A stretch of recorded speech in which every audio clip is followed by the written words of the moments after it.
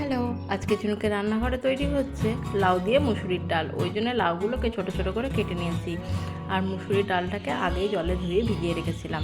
এখন কুকারের মধ্যে ডাল আর কেটে রাখা লাউগুলোকে দিয়ে ওর মধ্যে একটু নুন দিয়ে আমি এটাকে সেদ্ধ করে নিচ্ছি। এখানে 3-4টে সিটি দিয়ে আমি সেদ্ধ করে নিয়েছি। এখন কড়াইয়ে তেল দিয়ে ওর মধ্যে কাঁচা লঙ্কা, পাঁচফোড়ন, একটা তেজপাতা আর খানিকটা রসুন দিয়ে ভালো করে ওটাকে আমি ভেজে নিচ্ছি।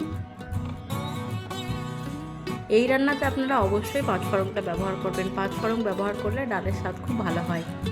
এখানে আপনারা চাইলে রসুন নাও ব্যবহার করতে পারেন। যদি নিরামিষ রান্না করেন রসুন ব্যবহার করবেন না।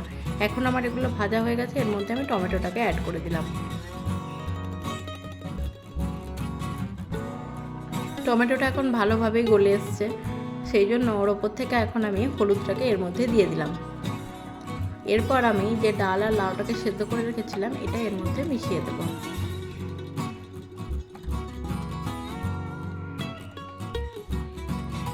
এখন এটাকে ভালো করে মিশিয়ে পরিমাণ মতন আমি এখানে জল অ্যাড করে দিচ্ছি আর পরিমাণ মতন নুন অ্যাড করে দিচ্ছি। এখন ভালো করে ডালটাকে ফুটিয়ে নিয়ে নামিয়ে নিলে রেডি হয়ে যাবে আমাদের লাউ দিয়ে মুসুরির ডাল। কেমন লাগলো এই সহজ রেসিপিটা আপনারা কিন্তু আমাকে অবশ্যই জানাবেন, আর ভালো লাগলে like, share, comment and subscribe করে দেবেন।